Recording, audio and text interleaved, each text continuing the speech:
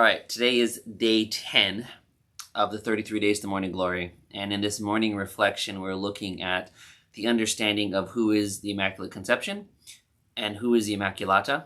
We're talking about Mary here and trying to understand where Mary and the Holy Spirit and how that works, where you've got the Holy Spirit as the uncreated Immaculate Conception, and then you have Mary as the created Immaculate Conception, and how her womb was always being prepared for Christ to come forth. And so she's not divine, but she's imbued with the divine, that the Holy Spirit is in her, was in her, remained in her.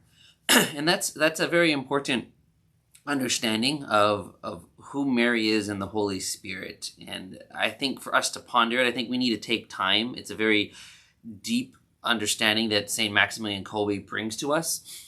So we need to take time to really ponder it and understand, what does that mean? I think one of the easiest pieces is that the Holy Spirit is the spouse of Mary. And this is not taking away the importance of Saint Joseph or taking away, in that sense, the human union, but instead the divine union of that conception, the creation of. In much amazing ways is the actual nuptial union that we have here on earth between husband and wife. Don and I love to get our heads wrapped into that idea and our hearts wrapped into that idea that we are this one flesh union, that together we are one, and what that meant for us and what that meant for the world.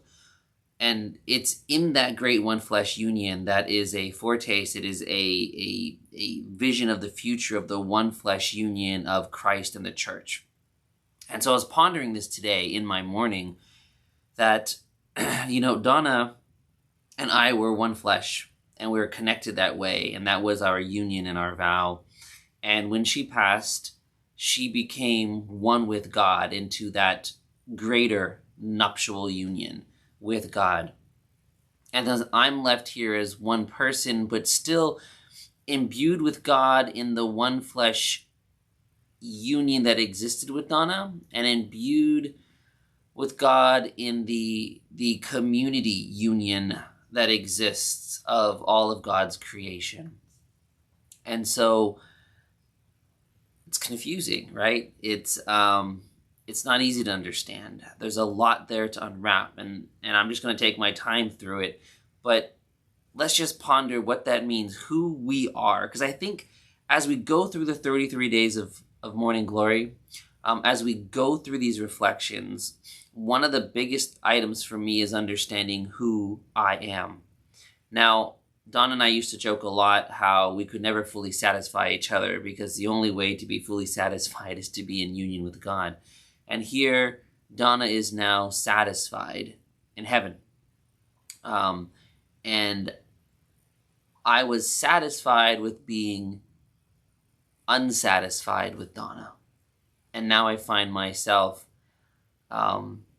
longing, aching, wanting.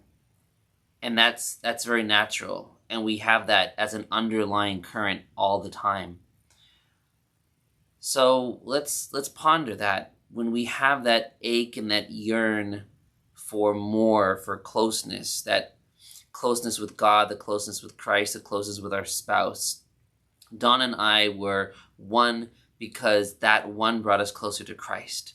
Now Donna is with Christ, and therefore I continue now to look back not just at Donna's oneness with me, but how that leads me closer to Christ. That's a whole lot right there. So we're just gonna end it right there until we get deeper and deeper into the 33 days of morning glory. But I'm praying for you. It's Monday. Mondays are usually a little tougher for me, but today I'm gonna try to put on a different attitude. Look at the flowers, look at spring, look at the things that are coming up, and finding the new life that has itself present for us. So I'm praying for you. God bless you on these 33 days to morning glory.